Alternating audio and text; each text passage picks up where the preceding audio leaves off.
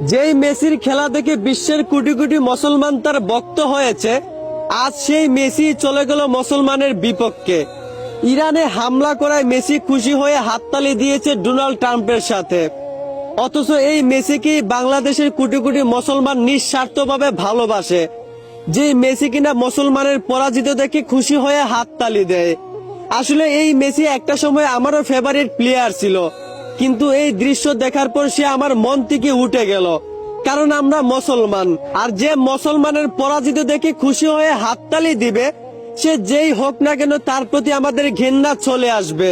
একদিকে নেইমার, রোনালদোকে সবাই ট্রল করে, অথচ তাদেরকে সবসময় ইসলামের সাথে দেখা যায়। আর এই মেসিকে, যাকে কোটি কোটি মানুষ নিঃস্বার্থভাবে ভালোবাসে, সেই মেসিকেই আজ মুসলমানের বিপক্ষে দেখা যাচ্ছে। আসলে আমরা বাঙালিরা কখনো বিবেক দিয়ে কাজ করি না। সামান্য একজনের খেলা দেখে তার প্রতি এমন ভক্ত হয়ে যাই যে আমরা নিজের ধর্মটাকেই ভুলে যাই। যাই হোক, এসব কোনো ব্যাপার না। কোনো খেলোয়াড়ের হাততালিতে মুসলমানের বিজয় আটকাবে না। ইনশাল্লাহ ইরানের বিজয় হবে।